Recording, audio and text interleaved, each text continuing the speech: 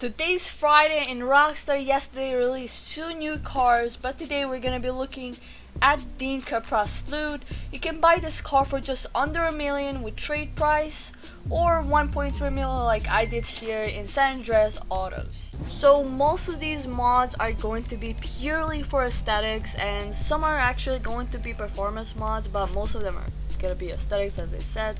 So that's why we're gonna be skipping things such as armor, because it's kind of unnecessary for me to spend money on it.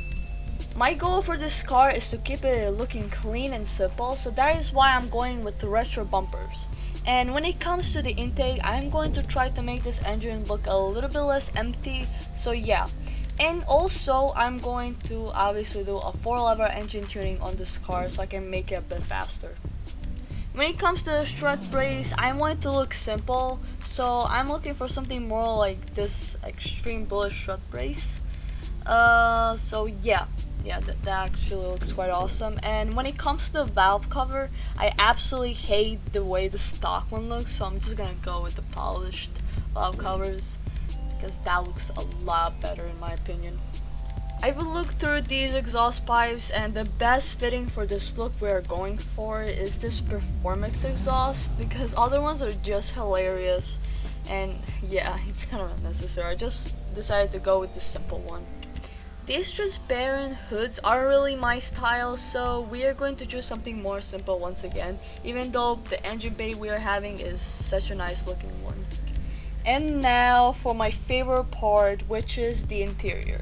So for the dash, I think I'm gonna go with flock and strip dash. I think that looks a lot better than the carbon fiber one, even though I absolutely love carbon fiber. For the door panels, I think that the stock ones look awful, so we're going to choose these white looking ones. And when it comes to the roll cage, I wanted them to be powdered, but it doesn't look as good in this car for some reason, so we're just gonna go with the full roll cage.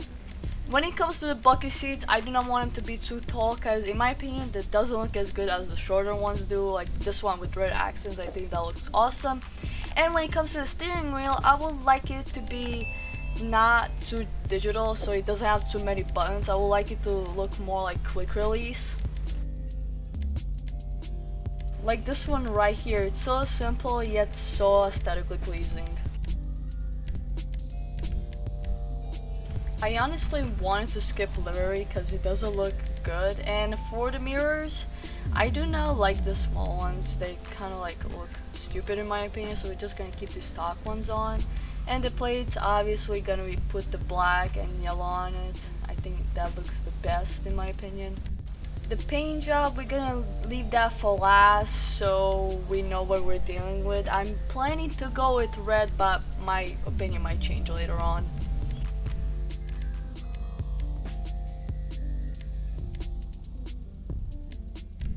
Now for the splitters, let me see. I think drift splitter looks the best in my opinion. It looks so clean. I love how it's like flat and poking out. And same thing will go for the spoiler. I want it to look nice and simple. I don't want it to be like so ricey. Like this one. This one looks the best in my opinion. I love how when you put down the suspension very low, like this competition one, it like stands out the wheels so they're more slanted. I really love that. It makes the car look more unique compared to the other cars that we had before. You couldn't really do this. Even if you like lower down the suspension, it wouldn't look like this slanted. And now for the respray, I was thinking of getting red color honestly, but if it's too dark, I don't think I'll use it. A color such as Formula Red looks the best, so I think I'm gonna use that one. So yeah, compared to the other ones, that looks the best. It makes the most sense. When it comes to the secondary color, I'm going to try to use same Formula Red kind of thing, because I think it looks the best.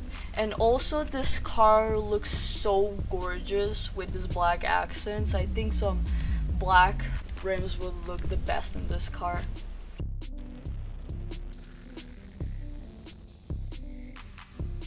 When it comes to wheel type, I think street would look the best, simply because it's more like a street car, if you know what I mean. And this kind of wheels I usually use on all other my cars, so I'm trying to look something like this. Like, I think this looks the best.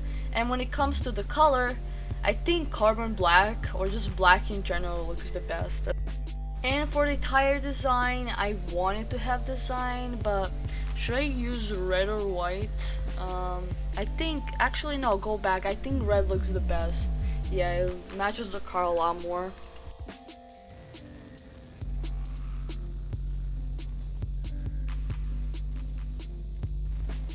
I think that will be it when it comes to modifying this Dinka Postlude. I definitely butchered its name. So yeah, now we're gonna head to LS Car Meet to see how this car handles and to take some footage. 2,000 years later.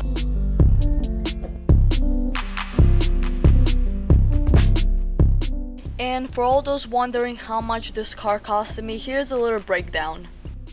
The total cost of the car was $1,310,000 without any modifications, because modifications costed me extra $597,000. So if you're looking to getting this car and modifying it to your own liking, look to spend around $1.9 million. So do I think that this car is worth it? Well, the answer is no. I do not think that this car is worth paying little less than $2 million for, but if you're a car enthusiast or you just want to add this car to your collection, you might actually like it and disagree with me. And that will be it for today's video. If you enjoyed this kind of content, make sure to leave a like and subscribe for more videos like this one. I love you back.